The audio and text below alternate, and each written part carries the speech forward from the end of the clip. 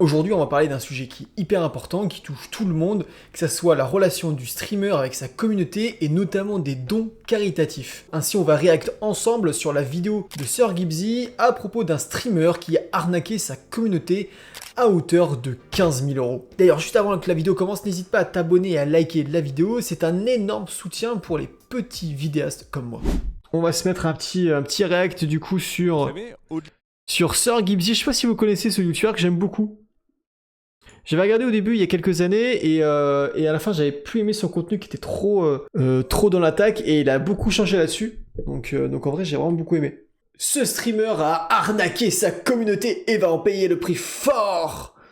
Est-ce que je suis un arnaqueur moi? Non. Mais le mec qu'on va voir, oui. Allez let's go, on va regarder ça. Au-delà de faire des vidéos pour divertir, il y a quelque chose d'autre que j'adore faire des lives. Le concept de parler avec vous en live et passer un moment ensemble en espérant que vous puissiez être assez proche de moi pour payer 4 € par mois pour ne pas vous taper les 2 minutes de publicité par heure, bah c'est personnellement un concept que j'adore. Et c'est pourquoi d'ailleurs je stream souvent.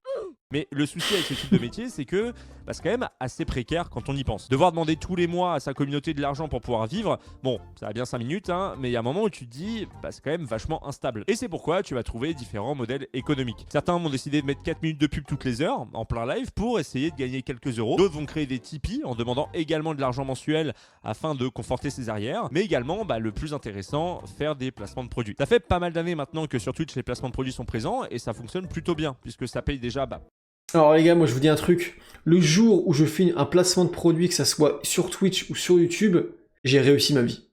Vraiment, ce serait incroyable. Attention, pas un placement de produit genre de n'importe quoi, d'un vieux produit pété, genre un placement de produit d'un produit ou d'un service qui est legit, genre NordVPN ou Display, enfin un truc bien connu mais qui est vraiment legit, tu vois.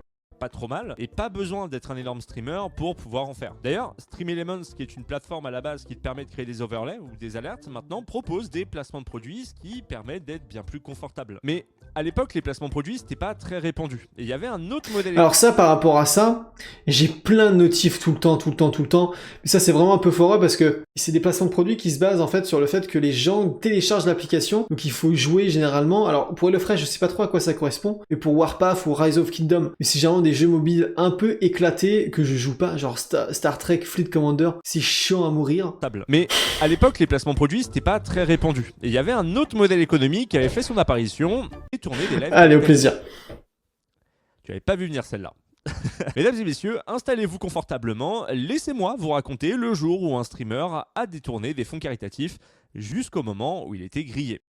Anis Fresca, c'est un streamer français qui marchait pas trop mal sur Twitch puisqu'il avait plus de 80 000 followers et il était entre... Vous le connaissez lui? Jamais vu. Même dans le bad buzz. 400 et 600 viewers. Enfin, après, reste à voir.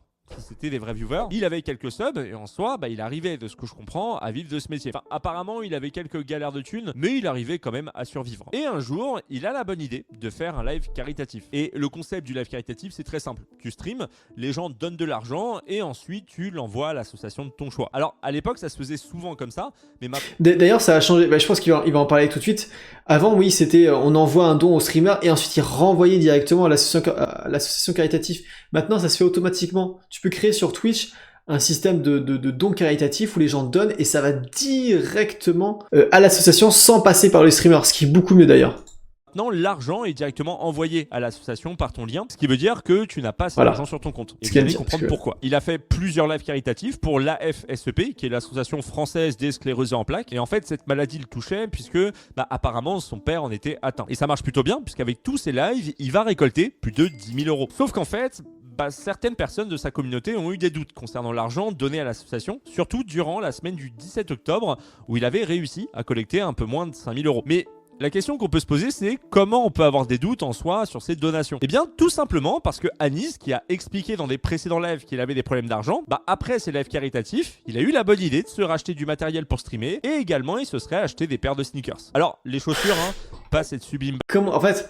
Comment tu peux faire ça, tu vois? Je trouve ça lunaire d'avoir l'intelligence de se dire, viens, tu vas faire ça, je vais détourner des fonds. Je trouve ça complètement lunaire. Et en plus, il faut être giga teuteux pour se dire, oh bah tiens, 5 000 € de dons pour l'association, avec ça, je vais acheter plein de trucs qui soient bien visibles sur le stream pour me faire bien choper, quoi. En plus d'être un connard, il n'a pas de cerveau. Barre chocolatée, fait cacahuètes et caramel, hein, je pense que vous en doutez. Et ce qui est fou, c'est que même dans les films, t'apprends que tu changes pas ton train de vie quand tu voles. C'est la base. Mais Anis ne va pas se laisser faire quand les membres de sa communauté vont émettre ce doute, puisqu'il va décider de montrer des screens qui prouvent que l'argent a bien été donné. Alors là, il n'y a plus aucun doute, hein, il a bien donné l'argent, il a la preuve ultime. Ouais. C'est le 30 décembre 2019 qu'un compte Twitter du nom de Reveal Truth balance une vidéo qui montre cette personne appelant l'association et demandant si Anis Treska a bien envoyé l'argent. Et là, on va avoir affaire à une grosse révélation qui va changer le destin d'Anis. Moi, pour le moment, je n'ai rien vu sur, pour l'association. Non, après peut-être que ça va arriver en décalé, mais ça nous avait paru bizarre. Ce qu'on va faire, c'est que on avait déjà relancé notre informaticien pour qu'entre guillemets, il mène l'enquête pour savoir qui était cette personne et voilà. J'ai eu un don l'année dernière, je sais pas si c'était de 3 000 €, je crois. Apparemment. Mais nous, ça m'en dit rien du tout. Suite à cette vidéo, le compte va montrer le fait que les screens d'Anis ne prouvent rien, puisque ce sont des screens que tu peux faire sans avoir à balancer l'argent, et il suffit à la fin que tu ne balances qu'1 € pour avoir le même message. D'ailleurs, le compte va aussi montrer des clips de ce streamer qui sont, on peut le dire, assez violents. IRL à Marseille, je vous encule vos morts. Je vous encule vos morts. Toi, Marseille, qui tu veux? Je te demande, gros, la vie de ma mère. Je t'encule, tu crois que je suis qui? Tu crois que je suis qui? Je vais t'enculer tes morts. Toi et Marcia, à l'ultime, tous vos morts. Je vous encule. Je vous encule, je vous soulève tous les deux. Parlez pas, faites pas les fous avec moi. Faites pas les fous avec moi, je vous soulève. Ouais, là je... Alors attends, mais ça c'est un truc qui est aussi lunaire, c'est comment tu peux être streamer, avoir plein de viewers et mais trash talk comme un connard sur toute sa communauté. Ça fait penser à un mec qui s'appelle, je crois, Dragon Bleu ou je sais pas trop quoi, où il avait 11 000 followers et il disait mais vous êtes où, on est 11 sur live, vous êtes où, il se plaignait qu'il y a d'avoir personne. Mais comment tu peux t'énerver et être aussi violent face à ça? Je veux dire, t'es streamer, tu fais un métier que la majorité des gens rêvent, surtout si lui il arrive à un minimum à en vivre. Comment tu peux être aussi aigri? Enfin, je trouve ça lunaire. C'était assez remonté. Un petit peu. Que va souligner le compte, c'est le fait qu'en plus d'avoir trahi sa communauté, utiliser la maladie de son père, et oui, je mets des guillemets, puisque vous en doutez, quand une confiance est trahie, on remet tout en question. Donc d'utiliser la maladie de son père pour atteindre son audience et gagner encore plus d'argent qui devrait partir chez l'association, c'est quand même sacrément dégueulasse. Suite à ces révélations qui vont faire énormément parler sur les réseaux, tout d'abord, Anis va s'exprimer sur Discord. MDR, bonsoir, c'est quoi ce bordel? C'est quoi toutes ces conneries là? Ça va beaucoup trop loin, vous allez pas croire à toutes ces merdes quand même. Je vais lancer le stream et je vais vous expliquer, c'est pas compliqué. Mais bien sûr que c'est fake, vous êtes des oufs ou quoi? Mais j'ai pris des screens gros, j'ai posté mes trucs et puis voilà quoi. Si, mais je les ai pas gardés. Bref, je lance, on va s'expliquer en live parce que là, ça va trop loin. Et ensuite en live pour prouver, en montrant des screens de son compte, que l'argent a bien été viré. Et vous vous en doutez, les gens vont remarquer quelque chose d'étrange. C'est du flan, je suis client CIC, c'est du paint. La couleur qu'il a ne correspond pas sur les -500, plus le fait que lorsqu'une somme est positive sur le site du CIC, il y a un plus devant, ci-joint, source de mes comptes. Mais pas que, parce que le compte Reveal Truth va remarquer qu'Anis a supprimé tous les posts où il montre qu'il a envoyé l'argent à l'association. Et là, ce qu'on peut dire, c'est que c'est quand même assez bizarre. Et plus le temps va passer, plus le compte va montrer à quel point ces screens sont totalement faux. Et il y a carrément une analyse de contraste qui a été faite pour voir qu'à l'endroit où on voit les virements pour l'association, eh bien ça a été retouché. Voilà. Il y en a, ils sont quand même vachement forts. Bon, à ce moment, on pouvait quand même encore voir des personnes défendre Anis, mais vous vous en doutez, c'est quelques jours après que la vérité va enfin être révélée. Après qu'un représentant de la FSEP confirme n'avoir jamais encaissé de tels dons de la part d'Anis et une pression de la part de ceux qui veulent qu'Anis sorte la vérité sur toute cette histoire, Anis Treska va passer aux aveux. Je voulais vraiment reverser l'argent à l'association, mais en même temps, à côté de ça, j'avais des galères d'argent.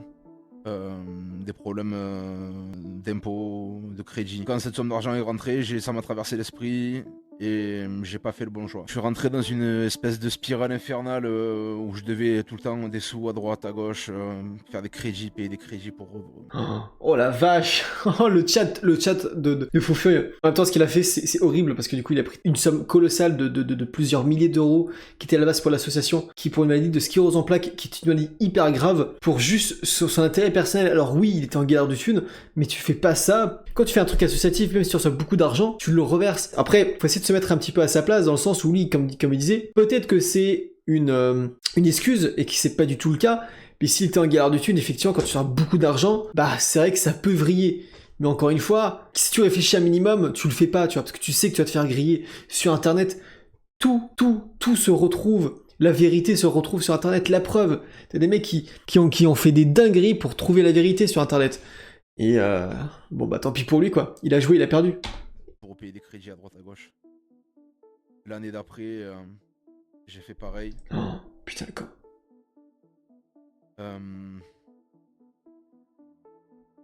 Je voyais les gens, je voyais les autres streamers progresser sur Twitch. Donc en gros, au début, c'est parce qu'il était en galère d'argent, et ensuite c'est parce que des streamers avaient du matos de fou pour pouvoir streamer. Du coup, il était envieux. Si seulement les gens arrivaient à comprendre que c'est pas avec le matos de fou qu'on peut faire des meilleurs streams. Suite à ça, Oui, je suis d'accord, 100%. Pour faire un stream, il n'y a rien de compliqué. Une webcam que j'ai, la C920 Logitech, qui coûte 60 balles, un micro Bear du M1 qui coûte 80 balles, un PC, et c'est tout. T'as juste besoin de ça. Juste besoin de ça. Alors oui, effectivement, le PC, il faut un PC genre, allez, au moins à 1000, 1500 balles pour streamer, plus la webcam et tout. Mais globalement, avec un setup pas trop élevé de 1500, 2000 grand max, tu peux streamer très qualitativement. Moi perso, j'ai fait un gros setup parce que je voulais me faire plaisir sur plein de trucs. Mais là, le micro que vous voyez là, qui est plutôt pas mal, hein, vous allez me dire, c'est pas un micro à 1500 balles ou à 600 balles, c'est un micro à 80 balles. Et il fonctionne très bien. Comme la caméra. La caméra, c'est même pas une caméra, c'est une webcam. Une webcam à 60 balles. Ce qui fait la qualité du stream. Et attention, je suis pas un gros streamer, vous savez, on est que 2 là sur le stream actuellement. Je suis pas un gros streamer, mais je sais que c'est pas le matériel qui va faire le stream. C'est le streamer, la communauté, les jeux et tout ce qui va autour. Il y a dû faire par cupidité. Ouais, tout à fait. Juste un tel et une caméra et un micro, ça fonctionne pour stream maintenant. Bah ouais, il faut pas grand chose. Il faut quand même un minimum pour que ça soit qualitatif. Mais t'as pas besoin de t'emmerder. Même un décor, t'es pas obligé de te faire chier au départ avec un décor. Parce que ce qui va beaucoup jouer, c'est ta personne et ce que tu as travaillé autour avec les réseaux. Internet a littéralement explosé. L'info va être relayée partout. Et d'ailleurs, MrMV va tweeter à ce sujet. Ça l'histoire. Voilà pourquoi il faut toujours que le don aille directement au compte de l'association. Ou que pire, un tracker soit disponible pour pister le gros don en question par la suite. Et ce à quoi Zerator va répondre exactement ce qu'on fait depuis toujours avec le Z-Event. Mais c'est ni le premier, ni le dernier qui abusera de la cause caritative, hélas. Mais également, dans l'émission Popcorn, Domingo va avoir dans l'idée d'interviewer Jocelyne, qui est la présidente de l'association, qui donne son point de vue sur la situation. C'est la première fois où notre image est ternie de cette façon. C'est Tu m'étonnes. Le préjudice, il est surtout moral. Hein. Il est moral parce qu'en fait, nous, on introduit au quotidien de l'optimisme et de la confiance dans le restant de la pathologie. Ça décriminalise l'association. C'est une maladie incurable, c'est dur. J'en suis atteinte, je le sais, c'est très dur. Donc c'est la confiance. C'est pour ça que j'ai peur que notre image soit ternie. Mais elle va également expliquer ce qui va se passer dans le futur avec Anis Treska. Depuis vendredi dernier, on analyse, avec notre expert comptable, notre commissaire aux comptes, on analyse la situation. Et il y a des plaintes, il y a 15 plaintes à ce matin, j'en ai une sous les yeux. La décision est prise, bien évidemment, c'est que il faut poursuivre. Mais poursuivre, le préjudice, il est surtout moral. Comment allons-nous réinstaurer de la confiance alors que beaucoup de personnes font des dons par les nouveaux systèmes de réseau. Mais du coup, que s'est-il passé par la suite pour Anis Treska ? 9 mois après, il va faire une vidéo qui est aujourd'hui privée, où il explique qu'il a remboursé à l'association près de 9000 €. Sa chaîne a été bannie de Twitch et il a revendu beaucoup de ses affaires justement pour rembourser l'association. Bon, en soi, une histoire qui se termine bien. Pour l'association, et c'est pourquoi j'en parle aujourd'hui, parce que le temps est quand même passé et Anis continue de rembourser l'association. Et ça, comment je le sais ? Eh bien, tout simplement parce que le 18 mai 2023, une vidéo sort sur la chaîne de Castar et qui s'intitule « Que devient Anis Treska 3 ans après le drama ?» Dans cette vidéo, il a invité Anis Treska afin de discuter de ce qui s'est passé. Mais également, Anis va expliquer ce qui se passe aujourd'hui pour lui. J'ai fait des vidéos explicatives plusieurs fois où j'ai montré toutes les preuves que j'avais remboursé toutes mes conneries, tout ça. Donc je pense que j'ai payé ma dette, je suis encore en train de la payer d'ailleurs. Tous les mois je me fais ponctionner un petit peu, mais bon c'est le game, c'est comme ça. Je me suis occupé de ma santé de ouf. J'ai perdu plus de 100 kilos en 3 ans. J'ai commencé mon parcours pour me faire opérer en janvier 2020, je faisais 226 kilos et aujourd'hui j'en fais 125, voilà, j'ai perdu plus de 100 kilos. C'est un peu une nouvelle vie là, je fais beaucoup d'activités en dehors on va pas l'enfoncer du tout. Il se repentit, il a fait ses conneries, il était jeune et tout, il rembourse, ça c'est très bien parce que ça se termine très très bien pour l'association, moins bien pour lui parce que du coup c'est assez compliqué du coup j'imagine financièrement. Par contre du coup il s'est beaucoup rattrapé et voilà, c'est un point positif au niveau de l'histoire pour l'association mais également pour lui du coup. dehors de chez moi et j'ai essayé de tirer du bon dans tout ce mauvais en fait. De toute façon, il a pas le choix, hein. Il a pas le choix. Ouais, mais il a dit qu'il doit encore leur payer. Bah ouais, mais en même temps, il faut qu'il assume ses conneries jusqu'au bout. Il a escroqué quand même plusieurs milliers d'euros. 15 000 balles, je crois, si on fait le calcul avec les 10 000 et les 5 000. C'est énorme, 15 000 balles. Tu te sens? Est-ce que tu culpabilises encore? Comment tu le vis, toi? Je peux pas ne pas culpabiliser.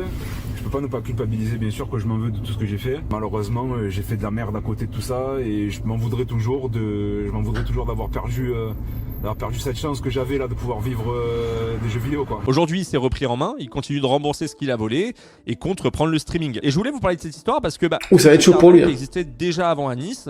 Et ça a soulevé un problème. Le problème, c'est que quand les créateurs faisaient des appels aux dons en live, l'argent était souvent récolté sur leur compte pour qu'ensuite ils le versent à des associations. Sauf que Ah oui, d'ailleurs, si, petit aparté aussi, c'est que t'avais beaucoup de streamers qui faisaient ça et qui envoyaient effectivement l'argent des dons aux associations. Super, très bien, totalement légit. Par contre, il faut savoir que quand tu fais un don à l'association, tu as le droit en fait à une déduction des impôts. C'est-à-dire que par exemple, si tu envoies par exemple 100 € à une association, eh bien tu vas être remboursé, donc tu auras une diminution des impôts à hauteur de, alors je crois que c'est 40 ou 60%. Ce qui fait qu'en fait, au lieu de payer, tu fais un don de 100 €, et bah tu auras 60 € de déduction d'impôt. Ce qui fait que si par exemple le mec, et ce qu'il aurait dû faire d'ailleurs, il aurait eu 15 000 balles, il aurait fait de son compte à l'association, il aurait une déduction d'impôt considérable au point de ne pas payer d'impôts. Et il aurait gagné de l'argent sur l'opération. Et ça se faisait de plus en plus. Et c'est aussi pour ça que Twitch a décidé de faire le transfert direct du don directement à l'association. Donc en fait, quand tu payes 100 € à une association, en réalité, tu n'en payes que 40 ou 60 € parce que du coup, tu as une déduction des impôts qui va avec. Certains peuvent rapidement voir ça comme de l'argent facile qu'ils peuvent garder. Et là d'ailleurs, une des plus grosses erreurs d'Anis, c'est le fait, au-delà bien entendu de voler sa communauté et l'association, c'est le fait d'avoir directement acheté du matos pour son setup ou pour lui et qu'il le montrait en plus à sa communauté. Disons qu'il n'a pas été forcément très intelligent, quoi. Mais suite à ces histoires, les plateformes de dons telles que Stream Elements ont proposé un nouveau système de donation pour les lives qualitatifs. En gros, tu choisis ton association et l'argent récolté est directement envoyé à l'asso, mais la notification du don apparaît sur l'écran de stream. Ce qui permet d'éviter tout problème au cas où le streamer veuille goûter à cet argent qui n'est pas le sien. Donc voilà, mesdames et messieurs, ainsi s'achève cette vidéo. Voilà. C'est une histoire qui date d'il y a 4 ans. En tout cas, c'était une très très belle vidéo. Moi, en tout cas, sur ce, je pense qu'on va se laisser là-dessus. Je voulais terminer un petit peu sur un petit truc assez chill. Débat, j'aime beaucoup faire ce genre de choses. Mais en vrai, j'aime beaucoup. Je pense qu'on va essayer de refaire ça assez régulièrement. Des petits lives comme la dernière fois avec Pokémon. Comme ça, je pense que ça peut être vraiment plaisant. Merci beaucoup de m'avoir regardé jusqu'ici. C'est une vidéo qui est complètement différente des autres, qui est tirée directement d'un de mes lives. Donc si tu veux me soutenir, n'hésite pas à liker et t'abonner directement pour pouvoir être au courant des prochaines vidéos. Je sors une vidéo quasiment tous les samedis à 10 h. Donc on se retrouve à très bientôt. C'était Loup Dartech. Ciao.